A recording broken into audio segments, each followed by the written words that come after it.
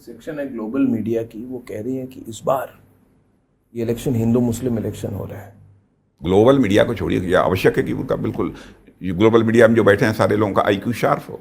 मैं नहीं कह रहा मैं तो नहीं मानता, मैं तो बिल्कुल नहीं मानता। अच्छा, जो उनकी मुझे तो ये ग्लोबल मीडिया पे तरस आती है, भारत के बारे में कुछ नहीं जानते। नहीं जानते, तरस आती है मुझे। सही बात है। मगर मैं आपसे बताइए, भारत दुनिया में किसी देश ने जो काम नहीं किया भारत के हमारे ऋषियों और मनीषियों ने कर दिया। वसुधैव कुटुंबकम, whole world is a family. क्या दुनिया किसी दूसरे देश ने सोचा कभी? सोचा तो भारत ने सोचा। पहले भारत को ग्लोबल मीडिया समझ लेगी अच्छी तरह,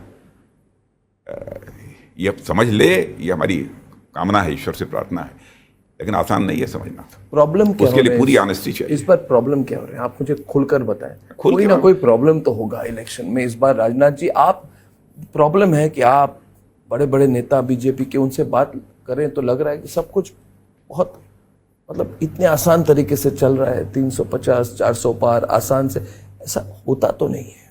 लेकिन कोई ना कोई आपको प्रॉब्लम तो होगी। जैसे आपने कितनी पॉलिटिक्स देखी, आप 4 बार अध्यक्ष रह चुके भारतीय जनता पार्टी के, आप सबसे अनुभवी नेता हैं और वरिष्ठ पोजीशन पर हैं। आपको प्लस और माइनस दोनों दिखता होगा। माइनस क्या है इस बार?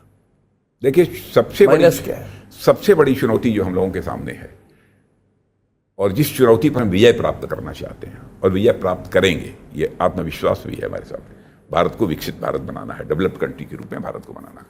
इसके अलावा मुझे कोई चुनौती नहीं। ये राजनीतिक रिप्लाई नहीं है, ये आपकी विजन स्टेटमेंट है। मगर ये मैं आपको राजनीतिक सवाल पूछ रहा हूं कि क्या ठाकुर आपसे नाराज हैं?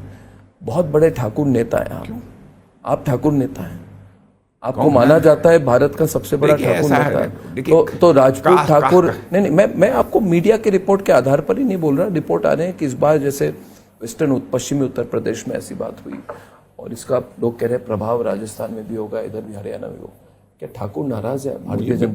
मुझे नहीं लगता, बिल्कुल करता ही नहीं लगता। तो फिर प्रोटेस्ट वगैरह क्यों हो रहे थे? ये देश के लिए मरने वाले हैं, देश के लिए अपनी जिंदगी देने वाले लोग हैं, और ये देख रहे हैं कि इंटरनेशनल कम्युनिटी में भारत का कद बढ़ाने वाला यदि कोई व्यक्ति है तो उसका नाम है श्री नरेंद्र मोदी।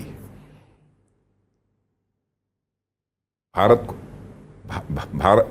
की अर्थव्यवस्था को एक हाइट देने का काम यदि किसी ने किया है तो वो उस व्यक्ति का नाम है नरेंद्र मोदी। वर्ल्ड की फास्टेस्ट ग्रोइंग इकॉनमी के रूप में भारत को इमर्ज कराने वाले यदि कोई है तो उसका नाम है श्री नरेंद्र मोदी।